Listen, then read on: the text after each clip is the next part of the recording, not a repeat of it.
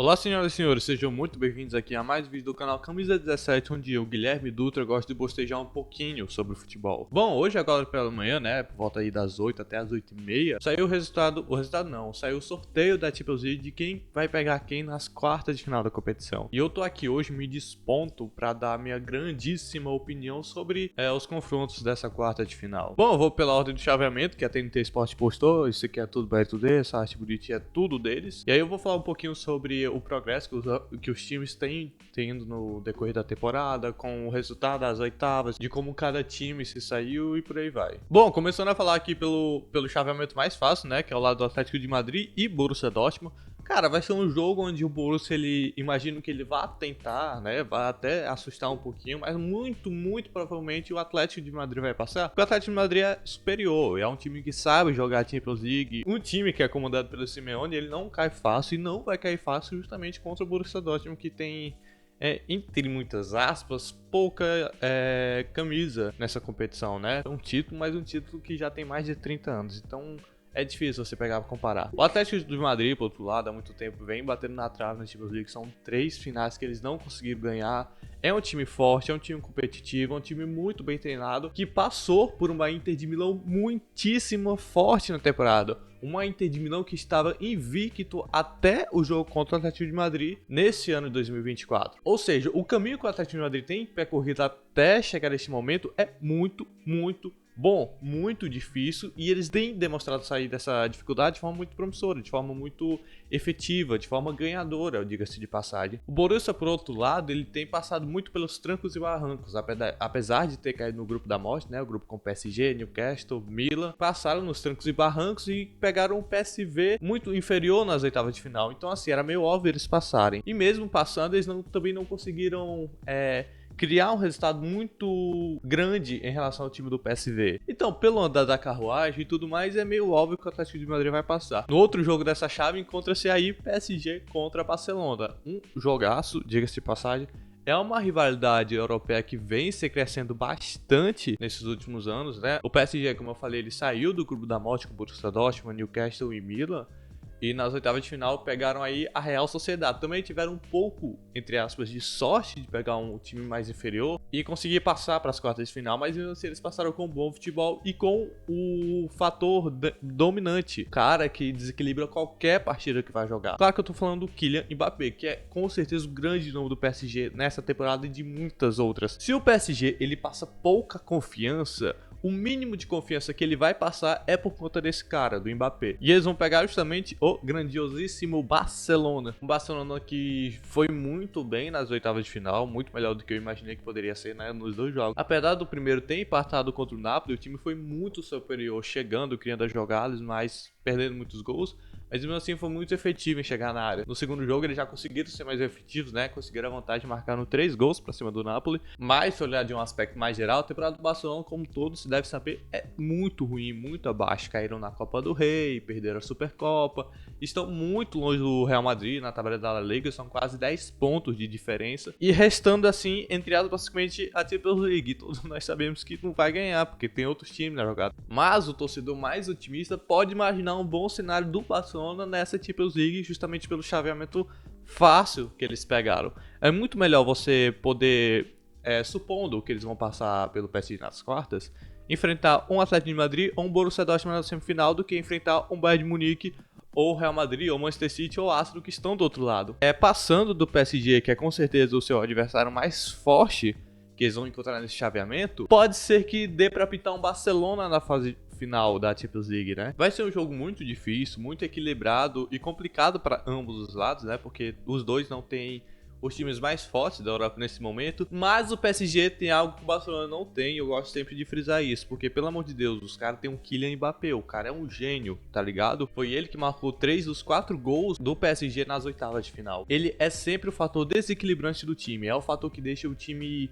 convicto que pode sim ganhar alguma coisa. Se eles têm chance de ganhar a Champions League, é porque o Mbappé dá essa chance a eles, tá ligado? Por outro lado, podemos ver aí, como eu já falei, uma crescente do Barcelona, alguns jogadores jogando bem, né? O Rafinha jogou muito bem essas oitavas contra o Napoli, o Yamal tá jogando muita bola, Pedri, De Jong, Christensen, que jogou de volante, jogou muito bem. O zagueiro novinho, que eu esqueci o nome, peço perdão, mas ele também jogou muito a bola contra o Napoli. O Osimhen não teve chance contra ele, apenas 17 anos, mais uma joia de La Masia salvando o clube. Então assim, podemos ver sim um jogo equilibrado, um jogo competitivo, um jogo muito bom de se assistir. E é muito difícil você dizer quem vai passar, mas o PSG provavelmente tem mais chance, porque ele tem um fator desequilibrante e tudo mais. Mas de todo modo, o sorteio foi muito bom para todos os times que estão desse lado do chaveamento, né? Principalmente pro Barcelona, que pode pintar na final de Champions League depois de quase 10 anos do seu último título. Agora do outro lado do chaveamento, vamos começar falando de Arsenal e Bayern de Munique, com certeza um dos maiores confrontos dessa oitava de final. O Arsenal, ele passou pela fase de grupos e pelo Porto nas oitavas aos trancos e barrancos, né? Contra o Porto, eles conseguiram uma vantagem mínima e levaram o jogo até os pênaltis. E mesmo assim não conseguiu engrenar o melhor do seu futebol. Todos nós sabemos que o Arsenal, eles têm um bom futebol, tem um elenco bom, tem um elenco jovem, promissor e tudo mais, como todos conhecem bem. Um técnico inovador, um técnico muito bom, mas que tem essa sede incessante de pipocar em jogos grandes, tá ligado? A verdade é essa. Mas também não é tão bom desacreditar tanto do Arsenal, porque do outro lado temos o Bayern de Munique, que não passa a mínima de confiança pro seu torcedor, nem pra qualquer um que vá assistir seus jogos. O Bayern de Munique já perdeu todos os títulos dessa temporada, muito dificilmente vai alcançar o Bayer Leverkusen na Bundesliga, e sobrando assim apenas a Champions League. Isso talvez dê um estímulo a mais pros jogadores para tentar conquistar ao menos um título na temporada. Todavia, continua sendo esse time que não passa a mínima de confiança.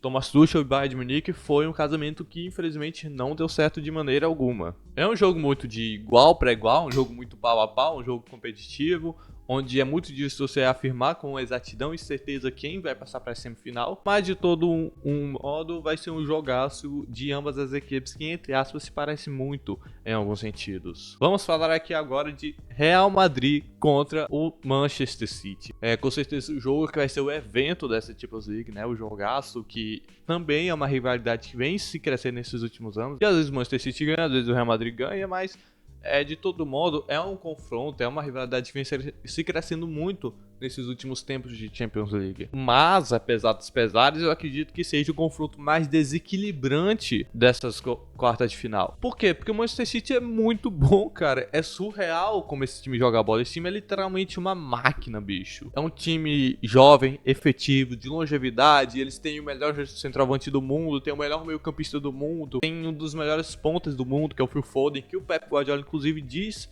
que ele é o melhor jogador da Premier League essa temporada.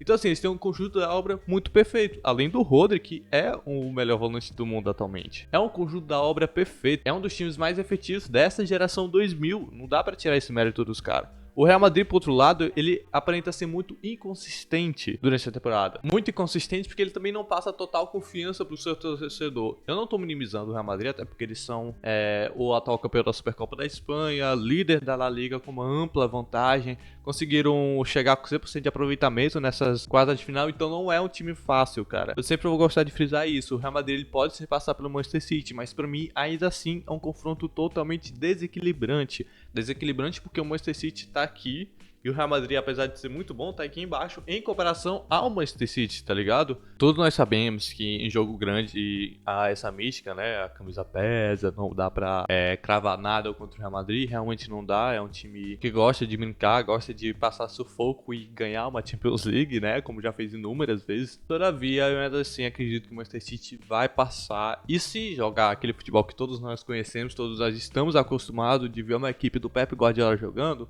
eles podem passar até com certa facilidade. O que torna o Real Madrid cada vez mais, entre aspas, o que torna o Real Madrid um fator que deixa os torcedores mais confiantes, né, para passar para as semis, são justamente as peças individuais. Jogadores como Vinícius Júnior, Modric, Toni Kroos, o Bellingham, que é o artilheiro da La Liga. Então assim, é um conjunto da obra muito bom também, mas é um conjunto da obra que se destaca muito por seus momentos individuais, momentos mais individualistas. Mas é aquela história, né? Camisa nem sempre pesa, não dá pra confiar só nisso. Então, se eu fizesse uma aposta de quem vai passar, eu apostaria no Atlético de Madrid passando por Borussia Dortmund, Barcelona passando do PSG. Isso mesmo, eu vou contra a razão e vou pela emoção mesmo. O Bayern de Munique passa pelo Arsenal e o Manchester City passa pelo Real Madrid. Ou seja, seria aí o Manchester City contra o Bayern na semifinal e do outro lado seria o Atlético de Madrid contra o Barcelona na semifinal. Só jogaço, meu amigo. E é muito legal ver essa Champions League porque, apesar dessa edição ter contado com a ausência de grandes times da Europa, como Tottenham,